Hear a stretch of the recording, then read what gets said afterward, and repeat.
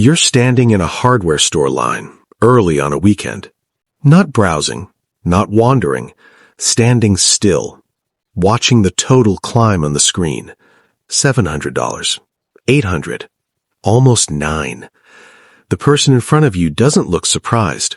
They look resigned. Paint on their hands, dust on their shoes. The kind of tired that doesn't come from sleep deprivation, it comes from ownership.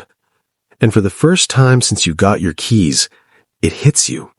This isn't a one-time thing. This is the rhythm now. Because 3 months ago, you bought a house. Inspection passed, disclosure signed, everything looked good. And yet here you are realizing that nobody warned you about the real bill, not the mortgage, the after. Last year, Americans spent more than $500 billion fixing homes they already owned. Not upgrading, not remodeling, fixing. That number is larger than the entire economic output of many developed countries. And somehow it never came up at the closing table. They explained interest rates, they explained escrow, they explained amortization schedules. But the financial gravity that starts pulling the moment you move in? Silence. Here's how it actually unfolds. You buy a house for a few $100,000. You calculate the payment. You're careful. You stay within your limit. You feel responsible. Then, the first system fails. Usually not dramatically. Quietly. An air conditioner that stops cooling. A ceiling stain that wasn't there before. A noise your water heater wasn't making last week. Each one comes with a number that starts with a comma. And within a year, something becomes clear. This isn't bad luck. This is design.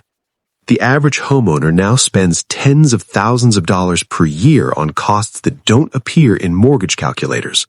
Maintenance, repairs, insurance increases, taxes that rise without permission, fees that don't negotiate. These aren't lifestyle choices. They're structural obligations. Owning a house isn't buying shelter.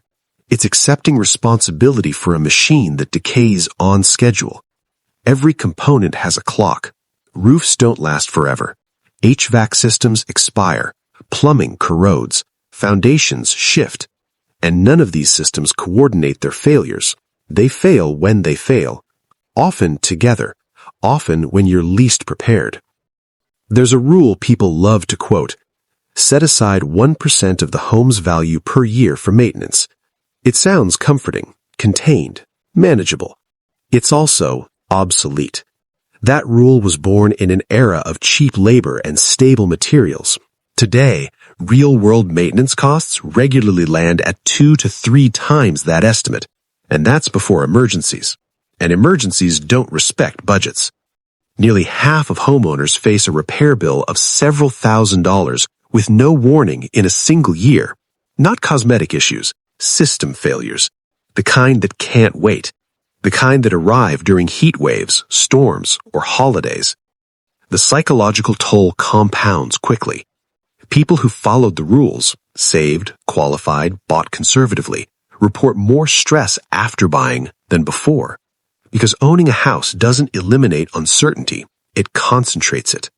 Houses don't degrade evenly. They age asymmetrically, and when multiple systems hit the end of their lifespan at once, the math turns brutal. Then, there's the part that never stops rising. Property taxes. Unlike a mortgage, they don't amortize, they escalate.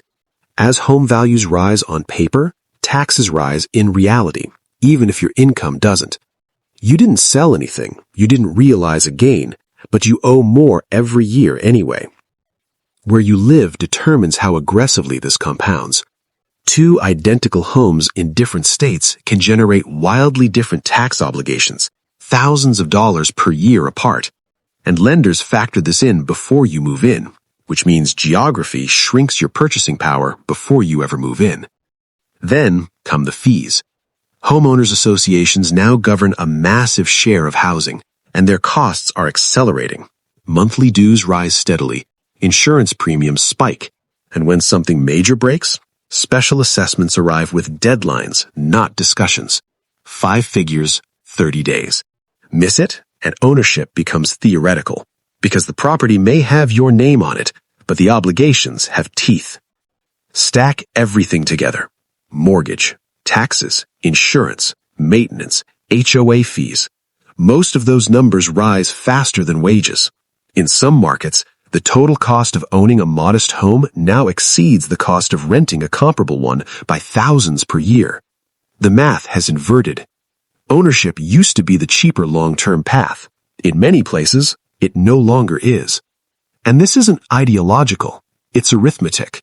When costs outpace appreciation, an asset turns into a liability with a hope attached. That hope depends on appreciation materializing and staying ahead of the expenses bleeding you in the meantime. If it doesn't, you paid a premium to hold risk. This is why cash buyers dominate many home markets now.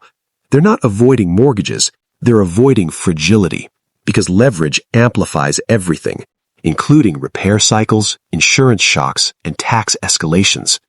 For finance buyers, the margin for error is thin. One major system failure, one assessment, one spike, and suddenly the dream feels heavier than the walls. There's a reason older homes cost more to maintain.